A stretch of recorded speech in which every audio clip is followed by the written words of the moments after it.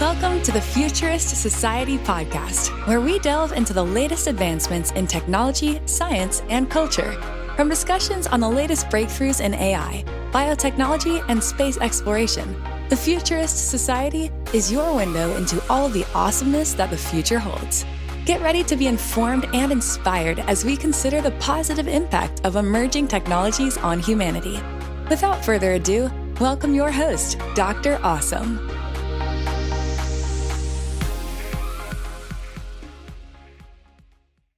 Hey, everybody, and welcome back to the Futurist Society, where, as always, I'm your host, Dr. Awesome, and we're going to be talking in the present, but talking about the future with Christian Hammer, who is a podcaster like myself. He's the podcast host of Techtastic, as well as CEO and founder of Vala AI, which is doing a lot of cool things in the AI space. But Christian, I'm more interested in just your idea of where technology is going. Obviously, AI is something that everybody's talking about, but I know that from your podcast, you have a lot of varied interests in regards to technological progress. So, we see AI happening, we see advances in genetics happening, and, the space race, everything out there is happening at such a breakneck pace.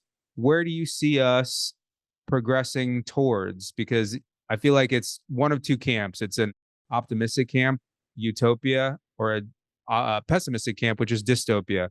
Where do you see us heading? The funny thing about that for me is that every technological innovation that's ever come up, whether it was the discovery of fire and the mastery of fire, which you could use to heat your home or burn down your neighbor's home, right? Every one of them, there's been fear and excitement on both sides. And the reality usually comes out somewhere in between, right? Most people end up heating their house. Occasionally, somebody ends up using it for nefarious purposes and does damage with it. I don't think any of the modern technologies we're looking at really gets us all the way to the utopian singularity moment where all of our consciousness are interacting in a boundless energy unlimited universe. But I do think that we're approaching much more of that. I think actually like the Star Trek universe is one that's not that far off anymore. I don't know about warp drive being a practicality, like if it's actually going to come to fruition or not. But the idea of people being able to pursue their highest purpose, the thing that they almost feel that they're compelled to do without concern for starvation or disease or famine and all the things that society has had to deal with throughout our entire existence. So I see a lot of these technologies coming together. You have a lot of research currently going on into longevity and people trying to get to the point where they can live forever, where aging is just treated as a disease, not as like an inevitability, right? Who knows if we get there, but I do think that it increases the length of our healthy lives no matter what. I think that AI is one of those tools that allows us to get rid of the mundane things, the things that we just don't want to do. In fact, that's what Vala is trying to do. We're trying to take the part of software development, and anybody who listens to this that's in software development knows that there's a lot of things that we'll call tech debt that are really just the janitorial services of software, the stuff we hate doing. And what better thing to have the computer do itself than the grunt work? The pessimism that you see, though, is because a lot of the early stuff that came out, or at least this early stuff that made big splash, AI's been around for quite a long while, but the stuff we all see, like DALL-E and ChatGPT, they're creating imagery, they're reproducing art, they're writing poetry, they're writing songs, Sona.ai. That's just because I guess it's the thing that was most approachable. There was enough data for it, and it was something that could be done with the technology. But the hard problems that we deal with on a daily basis, like you're a surgeon, right? There's surgical robots have been around for quite a while right now, but they're not doing the surgery. They're just making it so that you can do the surgery better. Yeah, I mean, it's like telerobotics, which is like, I feel like not like truly representative of all of the promise that robots have to. I mean, it's basically me using a joystick, right? Which is great because I think that there's benefits of using a joystick. Like if you drink too much caffeine, it just removes all sort of twitch, or if there's, even a very small area that you need to get to, theoretically, like you could have smaller instruments than our hands, right? And so right now surgery is kind of limited into like where we can gain digital access to, but I feel like coming back to like the whole AI topic is I feel like right now it's kind of like a sideshow, and when is it going to be the main show, right? Like Like right now, I can't even tell if it's dystopian or utopian. I don't know if it's a good thing or if it's a bad thing. Right now, it's just like a toy. It's like an art project. But That's actually when how I is it going to be? When is it going to be so significant in our lives that I will need to know if it's utopia versus dystopia? well, we're not that far away from that moment. I mean, ChatGPT 3, when it came out a year ago in, I believe, October, it was a big wake-up call for many people because it looked like it had the ability to do things that we thought of as only humans are capable of that. However, I don't want to say it's smoke and mirrors because that's not exactly right. It's like you were describing with robotics, or sorry, telemedicine and robotic surgery, right? There's it's beneficial. It definitely helps today in a lot of very specific areas if you know how to use it, but it's not the paradigm shifting all penultimate technology yet. But as we get closer and closer to being able to do true AGI, you're getting to the point where you're going to be able to ask it theoretical questions that it's going to be able to come up with the experimentation methodology and all that for, and come up with its own hypotheses and theories, based on the evidence it sees. Hmm. We're rapidly approaching that. And I see it every day. I mean, there's a lot of claims of AGI being reached by different companies that are working on different pieces. But I think the mistake that a lot of people are making is they think that it's all going to come from one large language model or something like that, like one large data Hmm. set with the right mapping is all of a sudden going to reach consciousness and be able to do all these human type things on its own. Yeah, and That's not even how our own who brain knows if works. it's even gonna look like that, right? I mean, Well, like, why would it? even like Right. the idea of like large language models and transformers and all this like other theoretical stuff, like it might go in a completely different direction. Like we might try to mimic the brain, or who knows what it's gonna look like. I feel like right now I don't even know what it's gonna look like, other than it's gonna be this ethereal like assistant that kind of manages our life, that kind of like coaches us throughout the day of like the best options for ramen noodles. Yeah, or like a rabbit, right? Like, which has been, I think, reviewed as like one of the worst one of the worst devices by a lot of different YouTubers. But the point is that right now, I other than the personal assistant thing, like I don't know what else it's going to look like, because It right now, well, like when it comes to robotics, right? Right now, a robot cannot outperform a surgeon. And so, wouldn't you want to have like a surgeon do it? Because it's going to outperform the robot, right?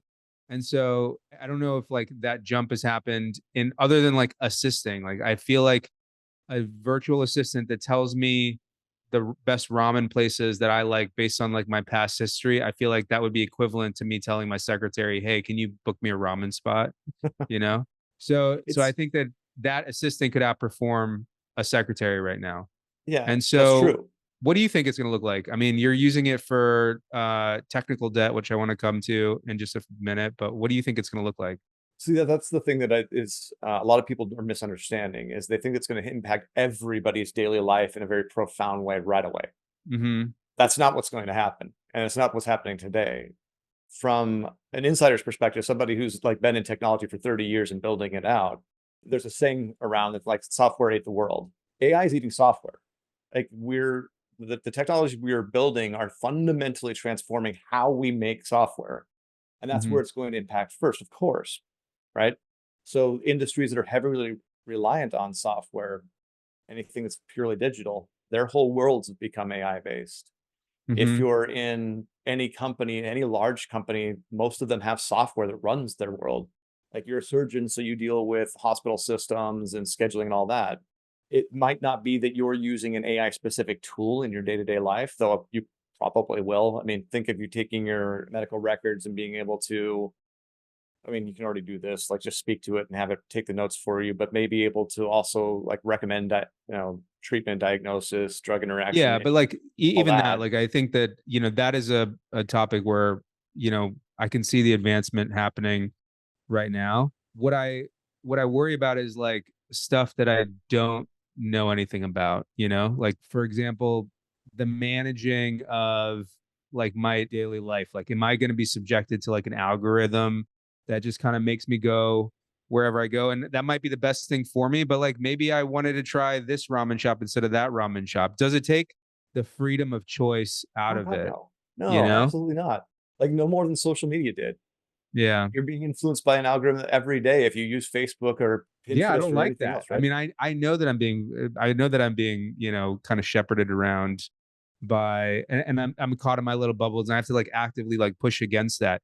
What I worry about that is like it is so inevitable that it pushes back to like I don't even know the difference anymore, you know? Do you use things like Google search to check and find out about restaurants that are around, or do you use Yeah, I also go by like proximity, like there's like a Greek restaurant a couple blocks down that I would never have tried other than proximity, yeah, I would search for it. It's got like a 3-star, like high 3-star, but certainly not like a 5-star. Why waste the calories on something that's anything less than 4 stars, right? That's the algorithm that's going on in my head, right? but proximity overrides that. So like I know that that's like a freedom of choice like thing. Like I made that decision. Like I worry that I'm gonna get a rabbit that says, "Hey man, why don't you try that Greek restaurant a couple blocks from now?" And it's being paid by that Greek restaurant to get me to go there. Like advertising. That there's enough of a puppet master behind that I don't know the difference anymore. It's something that I actively worry about. I don't know if Uh, other people that are in this space worry about that, but I feel like that's a common thread that I get from other people that are really worried about AI in general. They think it's like this existential threat. They think all their freedom is going to be taken away, that we're going to have robot overlords. And I sure. think that robot overlords come in gradients, right? And so there's a certain amount of like that I won't even, know that's out there. How do you look at it? How I, do you I, how I do you push back against those people that are negative about AI? yeah, I mean, the first thing I would say is if you're worried about that, you're already living with it. The Mm-hmm. algorithms already run our lives in all the ways that you just described, hidden behind the scenes. Google, when you do a search and it tells you which restaurants you want to go to, when you pull up any mapping software and say what are the closest restaurants around, it makes recommendations. It's not Mm-hmm. telling you everything. It's telling Mm-hmm. you first the ones that paid to be there, right? Paid search, one of the biggest moneymakers Google ever had. So you're already being influenced without knowing it. The daily news for 50, 60 years has been influencing your decisions without giving you the full story because you don't have time for it, right? So you've always been influenced by some form of algorithm. This one actually weirdly is just going to be more based on what you want it to be based on. It's going to be Mm-hmm. listening to your asks. If you said, I prefer restaurants that are closer to me, even if they have 1 star lower, but I don't want anything lower than 3 stars, that's what it'll give you. It's going to be Mm-hmm. based on your wants Mm-hmm. rather than an advertiser's or somebody, somebody in a tech executive office somewhere that thinks that they'll make more money off of the algorithm being based in some other format. So for the first time, especially as we get to like these personalized, I actually kind of like the rabbit. I don't like the form factor of it, and Mm-hmm. using it's a little weird, but I do like the functionality of it when I actually use it for different things. Like I was Mm-hmm. translating to somebody speaking Dutch, and I learned a couple words in Dutch, but it's a hard language to speak if you don't speak it natively. And it did a How close fantastic how job. close do you feel like that is to a universal translator? It's so close. I mean, it doesn't have Really? every language, but like if you pull up a street sign in a foreign language, you just put the camera on it, it tells you what it says, or you pull up a menu in a foreign language, it just tells you what it says. And Mm. then if you're talking to somebody, it's not quite real time, of course, but near real time translation. That's pretty Mhm. amazing. But my thought or my belief with the AI, well, belief and proof we're seeing is that it's actually making things more personalized. It's allowing you to make the world around you more what you want. It is more of that personal assistant. That it's not an evil overlord. It doesn't have the ability to do that today, and I don't think it ever will, frankly, because there's a couple pieces missing from the pessimistic view here that people just fail to realize. The reason that humans behave the way that we do and we seek power and prestige and all that is hardwired into us from evolution, right? I always say we're a pack animal, but we're a tribal animal. But within that tribe, so there's us versus them is baked in, our tribe versus any external tribe. There's also that power dynamic hierarchy that has to be there because the dominant male gets to have children with the females in the tribe, right?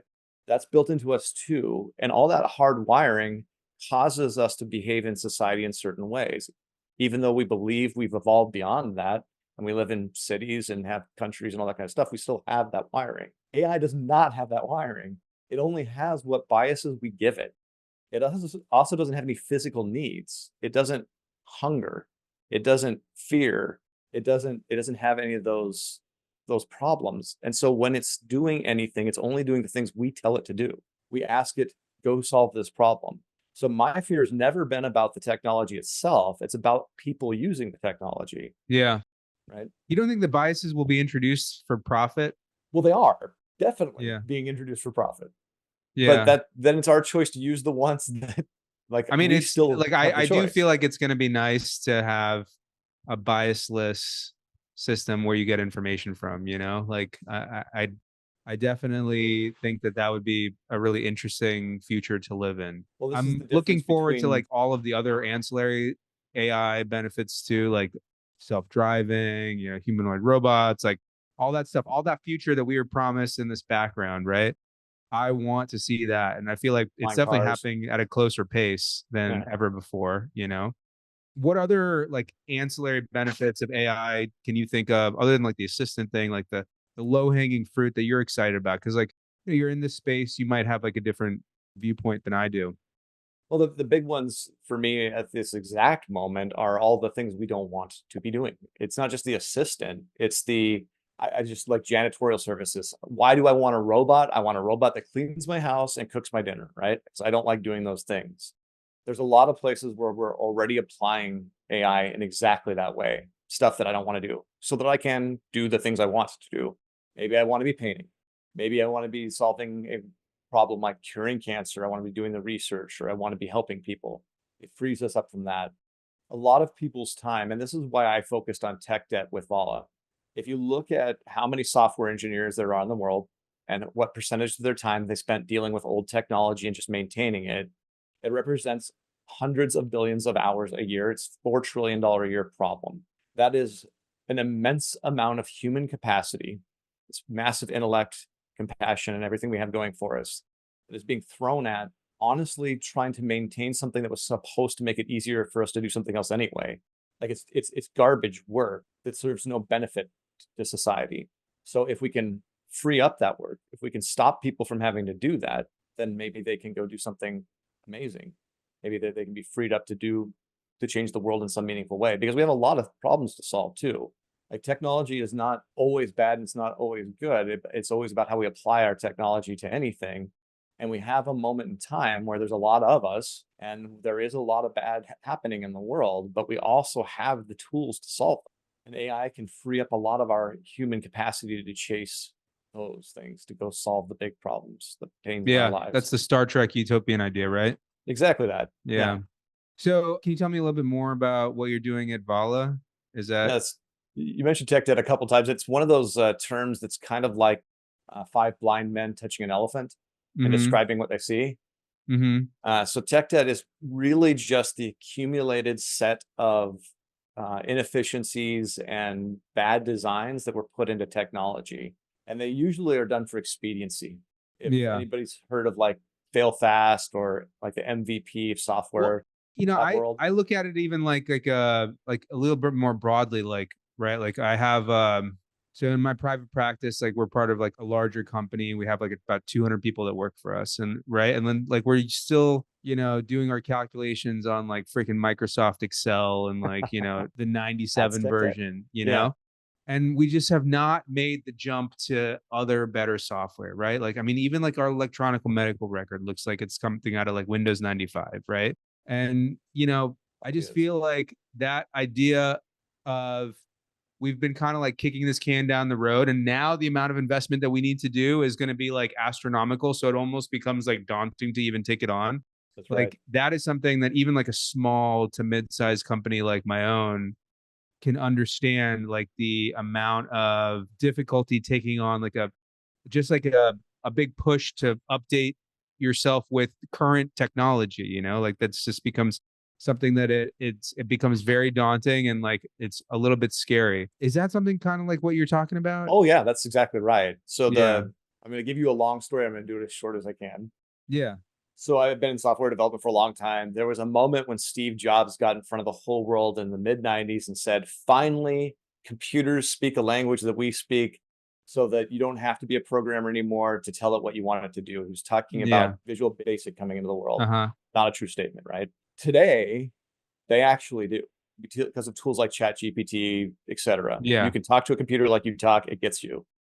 I believed that that meant that all this technology that you're talking about, the software that's in the world that's supposed to make our jobs easier to do, give us time to do the more important things. I believed we finally had the moment to empower your medical transcriptionist or your receptionist or whoever's using these tools. I believe we finally had the power to solve that problem. It's there. My wife, alphabet soup after her name, many advanced degrees, certifications, all that fun stuff, probably like you, right? And what does she get paid to do? She gets paid to manage a piece of technology that was supposed to enable the same outcomes she's supposed to be doing. But what's she doing? She's administrating technology. That problem everywhere, every company, doesn't matter how big you are, happens in construction companies with 3 people, right? So there is a gap though. I thought that the technology was there and it's not. That's what we went about going to solve. We have to fill that gap. How do we get the existing technology, because you don't want it to break. You can't have your medical records going off into the ether and not ending up where they need to. You can't have your billing system not making, charging cards. You can't have your payment systems not paying, right? So you can't break what's there, yet you have to fundamentally replace it. So the first thing you have to be able to do is understand it. And that's the problem, is that a lot of those systems are either a black box, there's no way in, or they're just so old that literally nobody alive knows exactly what they do anymore. Right. So the first thing we have to do then is to understand them. So that's the first thing we started building out is our AI scans across the technology and it starts saying, here's the facts about it. Here are the things that we can absolutely determine are true. And here's some strong opinions based on those facts, but we need you to tell us whether that's what your business is really doing. So how does it form those strong opinions? Like, how does it look at code and say it could be done better this way? Well, it's not necessarily making that opinion. So the Okay. first thing it's trying to do is it's just trying to understand like what your business is doing with the system. So it can understand what the code does, the domains of the code. This is financial data. This is employment data. This is customer data. So it can understand those. And then it can understand the logic between the data being used in different ways. That's kind of trivial. But then the things that we don't know that we form opinions on are what you're doing with that data and with those things. And that's those opinions. They're coming forward and saying, is this what you mean to be doing? Because those are business decisions. Those are things that you need. So in the case of like, I don't know, scheduling, maybe they're using a scheduling tool. We see that you tend to schedule at 3 o'clock in the morning for so-and-so. Is that intentional or is that something else going on? We're usually looking for bigger, massive transactional things where like, here's an example of something we saw. The Port of Long Beach, when ships were having trouble getting unloaded during COVID, they would tell ships to stay over the horizon and idle because they got incentivized for not having ships waiting at port or trucks waiting in the terminal. And software was able to look at that and go, is that intentional? Or were you intentionally telling them to wait? Because all your systems say that that's bad. And it is bad. You don't want that to occur. Why are you doing that? Right. But the system, they were doing that because of incentives. Right. Yeah. So we So don't it's want to make the cutting through decision for them. bureaucracy. It's cutting through like technological bureaucracy. Yeah, that's Yeah. stage 1, right? Because once you Yeah. understand that and you get them to articulate what they really want, what's the outcome? Not what are you doing? We can tell you what we're doing. We want to know if that's intentional. Now tell us what you want to occur. What's the business outcome you're driving? That's when we can make recommendations. Right? Yeah. Interesting. So follow-up question, like I heard on another podcast that AI right now has the ability to do like or create software that does like 80% of the job well, and then 20% like it needs to be like guided by a human or something. Yeah.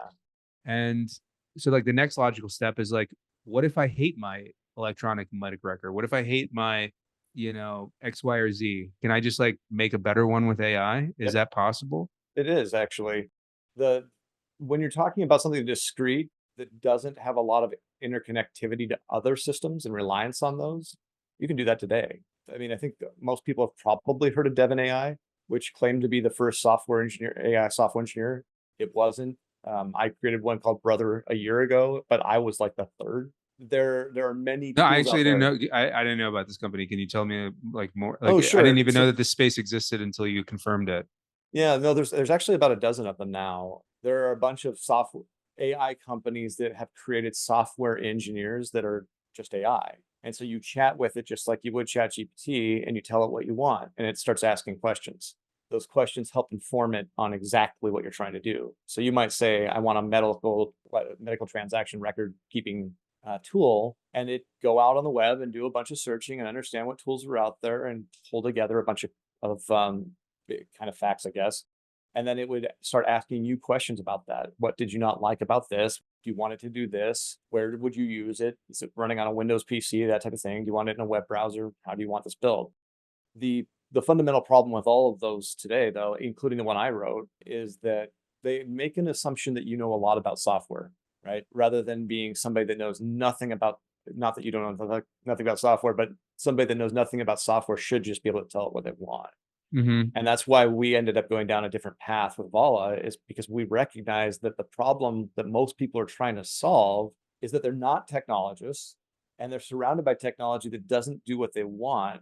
And even if you were to tell it what you want, it's going to have to try to figure out how to connect itself into what exists. It's Mm-hmm. not like it lives in isolation. So we had to create something that understood the full context, where this thing's going to be, Yeah. and then could do the rest. Yeah. I mean, I think that having someone like yourself that has a deep understanding of it plus AI is really the best combo, right? Like, I mean, I think best case scenario for AI in the short term, in my opinion, is these idea of like cobots, right? Like it's like cooperative with the AI, right? Like, so they It can should be. turn Christian Hammer 100x more powerful than, just by himself, right? And so I look forward to that being in all sorts of different industries, including my own. But the biggest thing that I see, like, for it to not get into the medical space is the idea of hallucinations, right? I hear about hallucinations. I'm like, oh, that could go terrible if it was like just making shit up, like, to give to patients like this drug just because it sounded good, right? That's- So I don't know. Hallucinations are a weird thing, though. They're caused by a very weird. So if you stick in the middle of a large language model or any of the very similar systems, if you stay in the middle of their vector graph, they're very accurate. It's when you get to the edge of it, and you push to the edge by giving it like trying to give it too much context. This is when Mhm. most of them have a token limit, which is just an idea of how much information you're sharing with the thing and asking it to do stuff around. So like one of the things we did, because when you're doing software, you run into the same damn problem.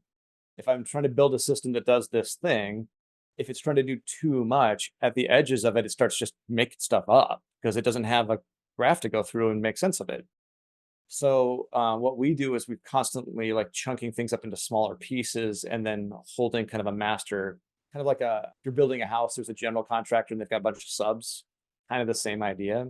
Mhm. And what a lot of people are doing in very specialized niches is they've actually broken up their problem into a bunch of different, let's call them agents, because that's how we think of them, that are running different bits, and then they're checked. Mhm. So this is actually a fun, hard problem in math. Mhm. On you have a non-deterministic outcome coming from these AIs, Mhm. but software is implicitly deterministic. It's ones and zeros, true or false. Mhm. So how do you test a non-deterministic output from these things and say, yes, that's good, or no, that's Mhm. bad? So Yeah. that's how we solve for the hallucination problem at the edge of those. And yeah, no, in some places, it's 50% of the time. In Mhm. software, they say that they can build 80%. What they mean is that 80% of the time, it's going to give you a good outcome. That's Mhm. still terrible. Mhm. 20% is a really bad failure rate in Yeah. any, I would agree. I wouldn't wanna recommend a surgery that's 20% has a 20% failure rate, you know? right? Yeah. I do like the hallucinations every now and again. Like, it's kinda like Be fun to fun. like poke fun at like the edges of like what the AI is capable of understanding, you know? But it's interesting, like people have been caught in the medical literature for like copying and pasting citation sources, you know? And I could totally see like, you know, I could totally see myself reading the citation sources. Like they're so close to being something that I would read on this topic. Like let's say I'm reading something about cardiac disease.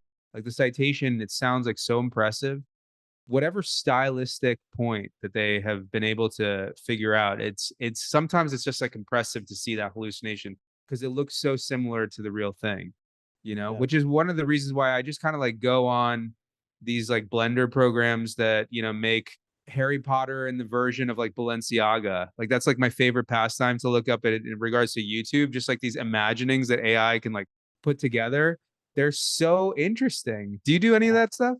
Oh yeah. So I'm also a visual artist, Oh, and okay. so I do a lot of painting, and Yeah.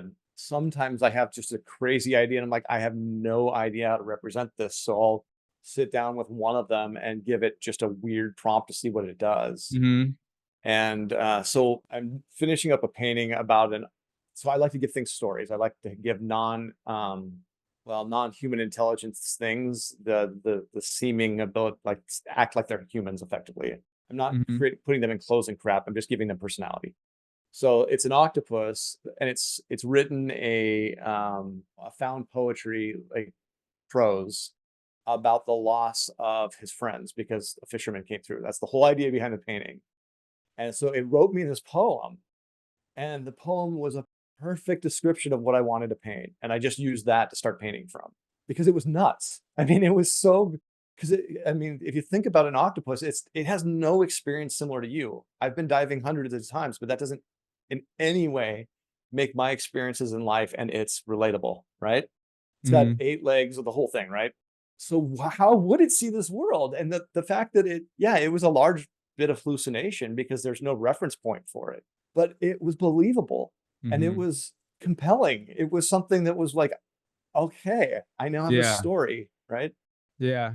My favorite right now is like reimagining of current movies or like science fiction tropes as different eras in regards to like their blockbusters, like 1980s blockbuster, you know? Like that to me is really interesting. Or like the Matrix in like 1950s, Oh, wow. Like that's why I like retrofuturism a lot Yeah. because it's just like an interesting concept as the future of what's capable right now, but in some previous era, right?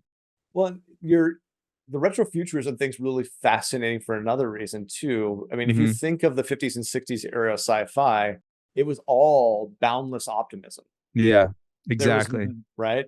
It Yeah. wasn't until the 90s that we started being pessimistic about it. Yes. Yeah, I know. I love that era. It's just like I want to live in that future so bad where like you're doing yoga on like some forgotten seascape on a planet that's like light years away, It's so interesting what they thought of it. I mean, obviously a lot of it had to do with just like the space race and like psychedelics and, interesting music.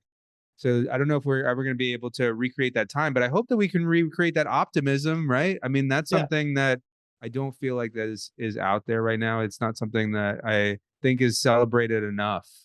it's difficult in any like societies go through major evolutions over time, and they all tend to follow the same parabolic curve, and you can kind of pick out Hmm. what's going to happen. And generation by generation, there's going to be those events, and we're falling back into the ones that were the early 20th century in a lot of ways. We're seeing a lot of the same patterns emerge from a lot of the same causes, frankly, just in different, different specifics, but similar, impacts on society. A pandemic happened in 1914. We just went through one. Even though, far fewer as a percentage of the population people died from this one, it's still, we isolated. We became a little bit less trusting of each other. We became a little bit more selfish out of necessity. And it's hard for society to bounce back immediately from that. But I do hope that the same type of optimism that flowed into the 20s last time around starts to happen now. Hmm. Because I do think it will. I think that people are Oh always my God, but looking they're so pessimistic, that generation. Like I hire a right ton of now. people within Yeah. that demographic and like everybody is so pessimistic. And honestly, they have every reason to be like that. They might be worse off than, their parents' generation. Like there's a lot of like, existential threats like for them other than artificial intelligence. And I hope it turns around, I hope it really turns around for them. It will, it just might not be as fast as everybody hopes for. I mean, Hmm. those cycles do rebound. I mean, one of the big things that's holding back a lot is like my parents are a prime example. They live in a house that's bigger than the one I grew up in their 80s. Do they Hmm. need to be living in a multi-story house with Hmm. 5 bedrooms, 2 people in it? No, but they won't move. there's going to be that moment where because a part of it's the housing issue, part of it's the cost of living in general, and all that kind of stuff. It's having a huge impact on people. That will turn around. It's just a Mhm. matter of time. Yeah. I mean, I hope you're right. I have faith that you're right. I do think that at the end of the day, like I truly believe that line that Martin Luther King says about the arc of history is long, but it bends towards justice. I truly believe it Right. bends towards like beneficence, right? That's it We for sure. tend to get better year after year after year. And I have faith that that will continue. I just don't have enough data right now to see that and enough data right now to honestly say that. So I Well, and the big hesitate to make ones, like an opinion or like a prediction. That's one of the things I like about futurism is like you don't need to like make a prediction. It's just like interesting to contemplate the different features that are available to us. I'm sure that, you know, on your podcast you have the ability to talk to all sorts of different people from all sorts of different technologies, and it's fun to ideate like what the best outcome from their technology is, right? well, for me, like I love what we're doing with AI. I think it's going to have a profound impact on humanity. I think the medicine side and what's going on with genetics and all that amazing, amazing stuff. But the one that's been most exciting to me for a very personal, egotistical, and a selfish reason is the flying car. Mm-hmm. Because I love I live on an island, I live remote, and I don't have many neighbors. But I am, like any other human being, a social animal. So I want to go and do those things. I want to have the ability to eat whatever restaurant I want. I want to have the ability to go to the concert and the sporting event and to be around people, but then to go isolate away on my island sanctuary where Mm-hmm. I could be alone and it's quiet and dark, right? Yeah. So I do think a lot of those things are starting to happen rapidly. Flying car, you can buy a flying car. The Jetson One exists, right? When it comes to things like you mentioned that there's not a lot of good data about the world being better than it has been. Prime is a great one to look at, Yeah. right? Yeah. Way down since my parents' Yeah. generation, down since You're my right about that. childhood, right? But Yeah, I we're mean, I guess I'm like just like more in like the isolated past few years. I don't know. Maybe it's like a journalism thing. You know, I hear, you know, the negative aspects of journalism and it kind of seeps into my consciousness, therefore giving me a pessimistic outlook. And also I think it truly is a generational thing. Like I think that the people who are in their 20s right now, when I talk to them, they are just overly pessimistic, right? yeah, And they're not looking at the crime rates from the 1950s. They're like, what's happening for me right now? What's happening, you know, within my neighborhood with like the opioid crisis or something like that? The stuff that they see front and center. yeah. And There's a lot so of I get that and like I totally empathize with them for that, but you know, I'm a little bit older than that. I'm in my 40s and I look at the crime statistics like what you're talking about. I look at just like the internet, you know, I was born pre-internet and the internet right. overwhelmingly is a positive thing for society in my opinion, right? So I do think that I have some data, yes, you are right. But I can empathize with what they're saying. You know, I want them to have a house. I want them to have better income opportunities and whatever it is, right?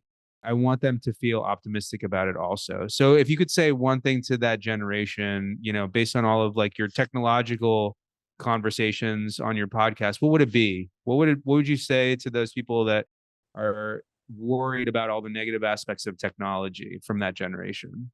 Like I was saying before, with any technology, it's about how we use it. Mhm. And everybody feels unempowered. However, we all have this massive, massive information tool that we can broadcast to the world, like you and I are doing right now with the podcast. It has never been easier to have an impact on the globe than it is today. And if you want a brighter future and you want a better world, the only thing that you can do is start to act on that, to start to be what you want the world to be and to help others do that as well. If you Yeah. want there to be a brighter, better future, go build it. And that's, Yeah. I think, what's exciting about your podcast, and it's what I try to say on mine too, is like, yeah, things can go terrible and the world isn't always rainbows and unicorns. But if you try to make it a world of rainbows and unicorns, there's more of us that want that world than that want the dystopian hellscape. Mhm. So let's get out there and I do it. agree with you, and I love that personal responsibility aspect of what you're talking about. I think that that idea of freedom and agency of creating the life that you want, curating the life that you want, is available even if you look at it in like the extreme small scale, right? Like I like if you're able to make your apartment look nice and you make it technologically futuristic, or, you know, tap into all of the stuff that's available within your little bubble, like I think that that is something that you could focus on, and you can and I will tell you that if you are able to focus on that, that bubble grows, and then you can start seeing some of the data that you and I are talking about, that, you Right. know, the crime rate is going down overall. Like 10 years ago, I was, you know, not able to have AI in my life. Now I have AI assistant in my life, and now it's so much better that I don't have to get a haircut by calling all of the different barbershops to see if they're available, you know, like might not be the same for Christian Hammer in regards to his outlook on that specific item, but you know what I'm saying? You know, like I think Oh, that yeah. if you can control a small little bubble, it grows. And then you see like how things tend to get better in your bubble and how that bubble grows. And that makes you overly optimistic about the future. That's right. I mean, like you said, the bubble, enjoying the bubble. I don't know if I believe in a higher power or anything like that, but I do believe that if you put good in the world, that when you need good in your life, it comes Hmm. back because it's Hmm. there, right? Like it's if nothing else, it's a bank account, right? If I put enough good into Yeah. the world when I need it, it's there for me. Yeah. And try to surround yourself with people that see the world the same way, because the worst thing you can introduce is somebody that starts tearing that down, Yeah. right? So listen, I feel like we could continue talking for a long time, but we are getting close to the end of our show. And honestly, I kind of want to give you a little bit more time with the last three questions that I asked my guests, because I feel Yeah. like we both have a podcast. We're both like, you know, in very similar stages of our career. Like you're building a company, I'm building a company, and you know, I obviously like you like science fiction, you know, the references that you made and the signals that you're putting out there, I can tell that you like that. So the first question that I want to talk with you a little bit about, usually I will ask a guest, you know, where is your inspiration from? I get a lot of my inspiration from science fiction, as you can obviously tell, and I want you to tell me about specifically science fiction and what inspired you in such a way that it opened your eyes to a larger world than was available. Like your expansiousness improved, or your consciousness expanded from this science fiction work or whatever. Because I feel like we have a lot of similar interests, and I would love to hear what your thought is specifically in that vein. I always try to talk to people about just like the feeling of being in awe, right? Like that's why Yeah. my name is Dr. Awesome. That's why I'm trying to that feeling of like understanding that you're a smaller part of something larger, or like your understanding of reality just got a little bit bigger. I gain a lot of that from science fiction, and I can tell you a number of different works. Like personally, the Asimov series of I, Robot made me realize that robots were possible to be as humanoid helpers, and that's a future that I want to live in. You know, I didn't realize that that was available before Asimov, at least not in that way. And then afterwards, I looked at it as like a real possibility. And so, specifically on science fiction, where do you gain inspiration from? Wow. So there's a lot. I read a lot of science and fiction and fantasy, especially as a child. The fantasy side was very compelling. And it was the first time that I saw those two lines blurred together, which was the Star Wars movies. Hmm. Right, anybody my age is going to, that's the probably the first thing that's gonna be out of their mouth, Right. because it was the blurring of, is this sci-fi? It's happening in space, but it's fantasy because there's like wizards and, Hmm. and things of that nature going on. And it started with the like the far, far, a long, long time ago in a galaxy far, far away. This questions as a 5-year-old child that I started asking, like, wait, what do they mean by long time ago? What's a long time ago? What does that mean? How Yeah, long? it was in the past. Yeah. Right. How long does the past go on? And then far, far away. Well, how big is it? How big is the universe? Mhm. How much out there is there? And that got me really deep into sci-fi. Star Trek, of course, was part of my life growing up, but for me, it was more the Next Generation came out, because the original one was on one of the three stations you got on television, Mhm. right? It was Mhm. on repeat Yeah, reruns, TNG right? is honestly a hands down. It shaped my view of the world and morality. You know, like I am a different person because I grew up watching that, and I totally get that. Oh yeah. I mean, 2001, you could just keep going on, but I think the one that stands out most to me, and it sounds like it's a dystopian movie, And I'm staying away from the books because there's just a mountain of them that I want to talk about. But Blade Runner, Oh my God, I love Blade Runner. yeah, and Yeah. it's a dystopian movie. The Earth's basically uninhabited. There's no few Yeah. people. I mean, people are living in entire skyscrapers by themselves, which Yeah. I don't think most people catch on to. But just But like I know you have a background in visual arts, so far ahead of its time, oh my God, Even the fight scenes, like when that one android was like doing cartwheels and stuff. Oh my uh, God. Daryl Hannah. Incredible. Yeah, she was a plaything. Yeah, that's right. I forgot about that fight scene. But that Mhm. that movie visually stunning, but it also like it was blurring the lines of another set of things, like Mhm. technology in the traditional circuits and gears with biology, which for me was a shocking like new concept, right? I'm sure Mhm. long been thought of, but opened my eyes to that and made me want to research more and understand like, are these things connected? Is there a way of understanding the human body and Mhm. biology in general that's similar to how we understand gears and circuits? So there's been a lot of those moments. One of my favorite movies also though is The Fifth Element. Yeah. Uh, So right? good. So good. You want to talk about the merging of fantasy and science fiction?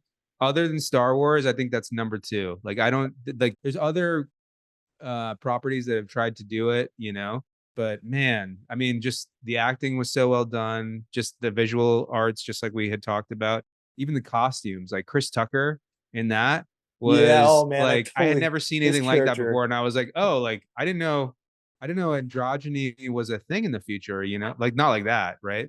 Yeah, no, it was amazing. It's on so many fronts, it was pushing boundaries. And they used a lot of avant-garde artists involved in like Mhm. costume making and stuff like that, Yeah, which was like brilliant. Mobius was Yeah. oh, we're gonna do a deep cut with Mobius on another podcast, I think, because like I could go on about that dude. Yeah. Yeah, no kidding. And then the Alien series, of course, because not Sid Mead. Sid Mead's influence of my visual style, but so was H.R. Geiger or Hmm. Giger. In Yeah. fact, my That was my so scary. I love what's HR the Geiger. I think word? it's like avant-garde. Like if you look at have you seen the new Dune film with I Dune really 2? want to talk about that one. Yeah. Yeah, no, let's do it. I mean, So Dune that's the also was novels. foundational, fear is the Yeah, mind killer. That was something that I didn't think about before that. But anyway, go ahead. yeah. The Dune novels, all of them, including the ones by his son after he died. They so many times have come up in my life. I read Yeah. them first when I was pretty young, Yeah. and I took one view of it. I understood a piece of it, and it was the hero's Yeah. journey piece, right? Yeah. But as I got older, I reread them again and again and again. I've read those books dozens of times at this point, and there's so much going on about Oh my God. society, religion, I know. technology, everything.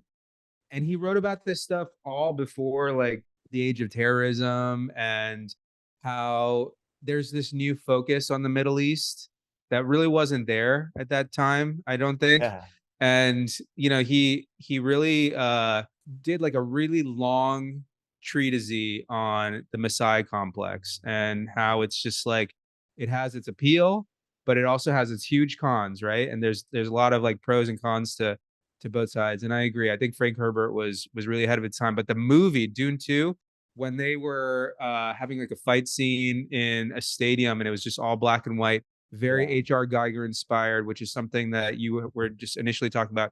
For a long time, I was not really interested in HR Geiger because it was a little scary, and I just don't like the feeling of being scared. It's just, like I'm totally into sci-fi, but like I draw the line at horror. Like for me, it's just like it's just not my thing. I don't like yeah. that feeling, right? Oh, I totally And get it. I am there with you, but it's the whole part of what I do with my visual stuff is I give yeah, something that we don't think of as being human, give it human like emotions and feelings.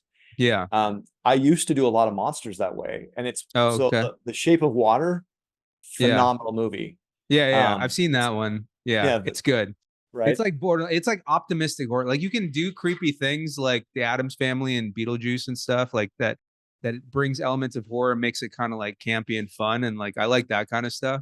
Yeah. And honestly, I like the aliens. Like I like the big mech suit, the freeloader that Oh, the Ripley mech was loader. using. Like Yeah. that to me was like I want to live in that future. Like I can't wait till exosuits are a thing. And It anyway, I doesn't. feel like we should have another podcast just about science fiction. I would do want to get to my second Yeah. question, which is just specifically on AI, like where do you see AI in 10 years from your 10 years. perspective? Like, what is it going to look like? What is it going to, are we all going to have rabbits?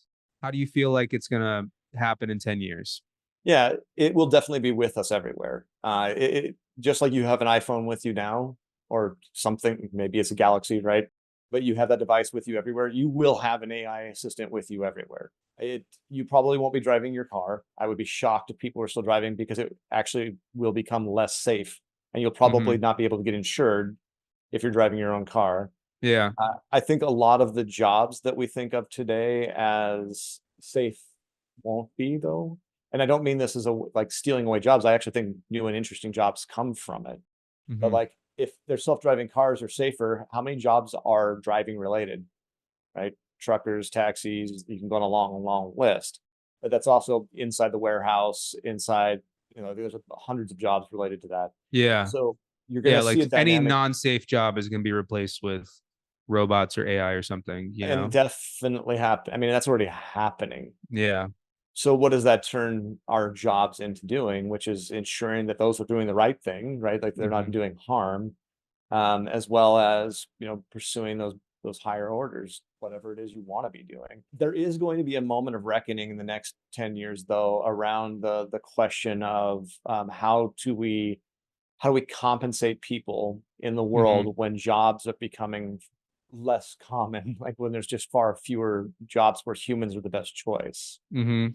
And how are we going to make sure that contribution to society is still rewarded, but everybody has the means of living that they need?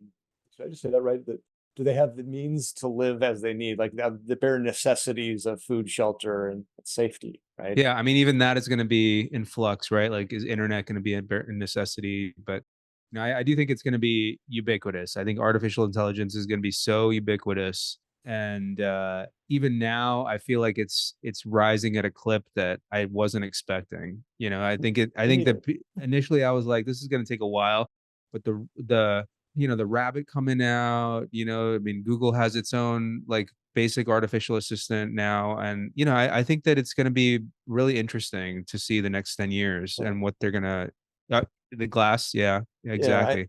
I think Yeah. that this will probably become the major paradigm that you use for communication. I don't actually need to be wearing these anymore. There's things to correct for that. I don't need to do it. I do partially because like if I take it off, I just turn into a white blob that nobody can see. Um, but I do think that there's enough people that feel comfortable wearing them sunglasses that it's something that if you can get the technology inside it, answers all the questions. Where's my display? All that. Yeah. It's close to your ears for the hearing and all that. Yeah. Yeah. So it'll probably fall down that. We did in 1994 when Mosaic came out, we did what do they call it? Study on what technologies would impact the world the biggest and which industries would be impacted by the most. And Mhm. we said the internet. Like this was when the browser first came out, but we were like, the internet's going to change the world, and it's going to start with like two axes you need to pay attention to. One is the proximity to data that the industry already is. And the second is if it has a physical manifestation, how easy that is to ship, Mhm. right? And if you could graph that out, you could say this quadrant to this quadrant to this quadrant, you could tell when things were going to happen. With AI, we just started that. We just Mhm. started like, what would this graph look like? Now, it Yeah. does have that first one in common, right? Yeah. No, Approximately. that's a really interesting thing to think about. We're just on the beginning of this journey. Okay, so last question. What do you look at independently of the field of interest? Like we've been talking about AI this whole time, just because you're the CEO of an AI company, and I feel like that is something that we could do a deeper dive than we have for a million podcasts. But outside of your field of interest, what is something that just is really coming to you through your news feed or through just conversation with people that you just can't get enough of learning about?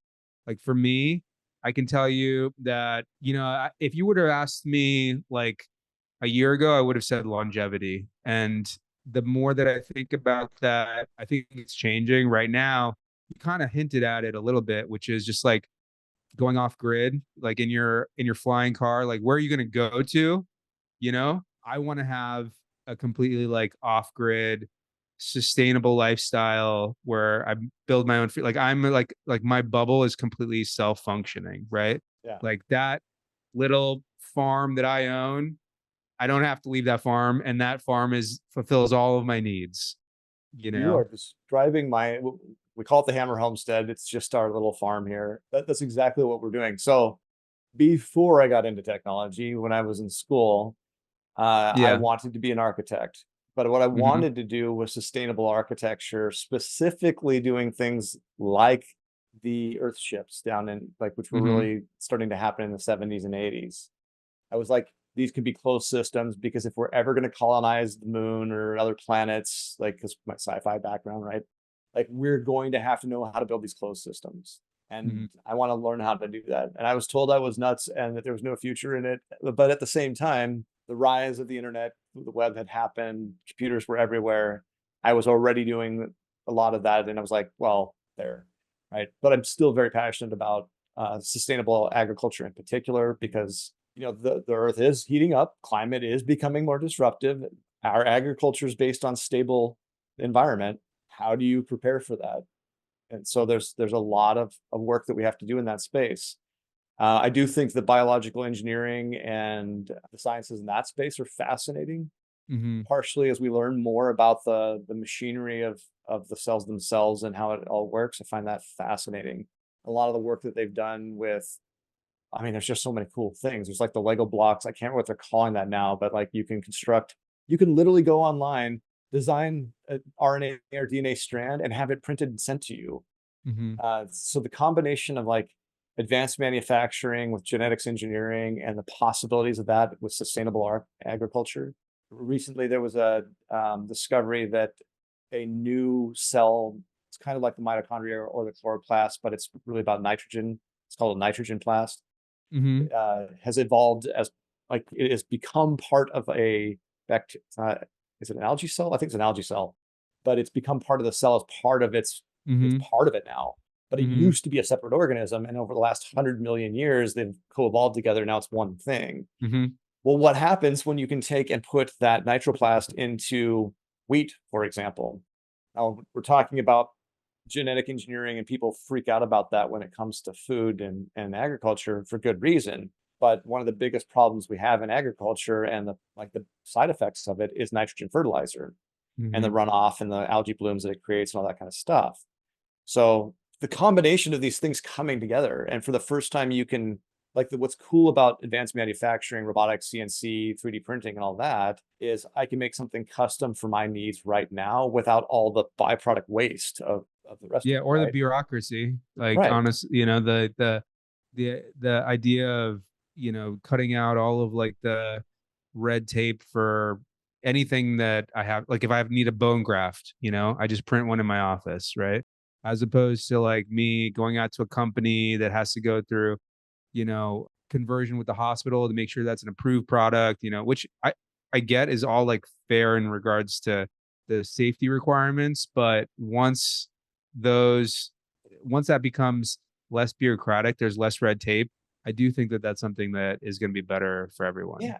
And it won't have the issues of rejection from, because it's your own cells being Hmm. used to print this Hmm. thing for Yeah, yourself. once we're able to use the person's own cells to create new products that suit their health, I think that's something that's going to be really interesting. Yeah. I mean, I need a new Yeah, knee. I could have Great. a whole other podcast topic about that. Like, it's something that we're looking into in my own practice.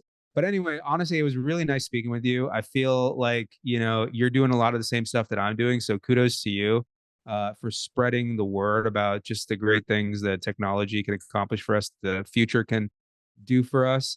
And for anybody who wants to get in touch with Christian, we're going to have all of his information at the bottom of this screen. And for those of you guys who are listening on a regular basis, thank you so much to all of your support. Please like and subscribe as always. And I will see you again in the future. Thanks, everybody. Thank you, Christian. Thank you, Dr. Awesome. It was amazing. That was fun.